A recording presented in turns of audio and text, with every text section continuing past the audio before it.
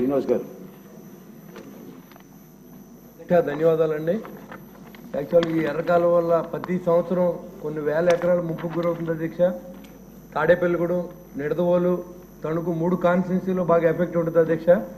మరి ప్రతి వరదలు వచ్చినప్పుడు కూడా మనం ఎంతో కొంత సహాయాన్ని అందించడం, రైతుల కళ్ళనీళ్ళు తొడుతుంది తప్ప శాశ్వతంగా పరిష్కారం ఎప్పుడు జరగలేదు అధ్యక్ష. మరి బుడమేరుకు మొన్న ఏ రకంగా మనం ఇబ్బంది పడ్డామో అంతకన్నా ప్రమాదమైనటువంటి ఎర్రకాలువ తెలంగాణలో పుట్టి 185 కిలోమీటర్ల ప్రయాణం చేసిన తర్వాత మరి అది సముద్రంలో కలుపుతుంది అధ్యక్ష.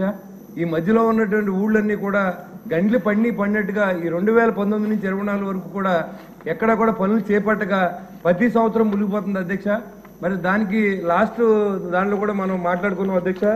మరి ఈ రోజు చూసుకుంటే ఇంత ఇంపార్టెంట్ ఉన్నప్పుడు కూడా మరి బుడమేరుకి మనం ఇబ్బందులు పడి మనం 3300 బడ్జెట్ కేటాయించినప్పుడు కనీసం 50 కోట్లు 30 కోట్లు పెట్టినా కానీ ఇది పూర్తిగా రిపేర్లు అవుతాయనే ఆలోచనతో మరి మంత్రివర్గం కూడా చెప్పడం జరిగింది అధ్యక్ష. కాబట్టి దీని మీద తగిన చర్యలు వెంటనే తీసుకోవాల్సిందిగా నేను కోరుతున్నాను అధ్యక్ష. నెక్స్ట్ సీజన్కైనా రైతులు ముంపుకు గురవకుండా మరి దీన్ని కాపాడవలసిన బాధ్యత ఉంది. అంతేకాకుండా మొన్న 2 సార్లు వరద వచ్చినప్పుడు ఫస్ట్ సారి 25 కోట్ల రూపాయలు రైతులకు మనం ఇస్తానని హామీ ఇచ్చే అధ్యక్ష.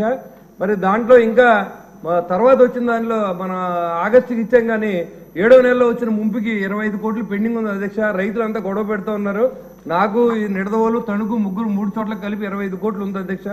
ప్రతి సంవత్సరం కోట్లాది రూపాయలు రైతులు ఇబ్బంది పడడం, రైతులు పంట చేతికి రావడం జరుగుతుంది. కాబట్టి దీన్ని కొంచెం శాశ్వతంగా పరిష్కారం దిశగా మంత్రి గారు ఆలోచించాలని కూడా, ఏదో టెంపరీగా మనం చేద్దామంటే ఇది అయ్యేది కాదు.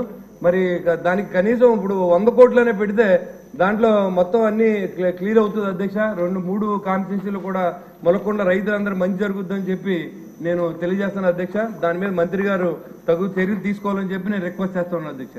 Thank you. ఏదైతే ఎర్రకాలువ మరి తెలంగాణ కొత్తగూడెం నుంచి ప్రారంభమై 185 కిలోమీటర్లు అంటే ఎగువన ఎర్రకాలువ గాను దిగువన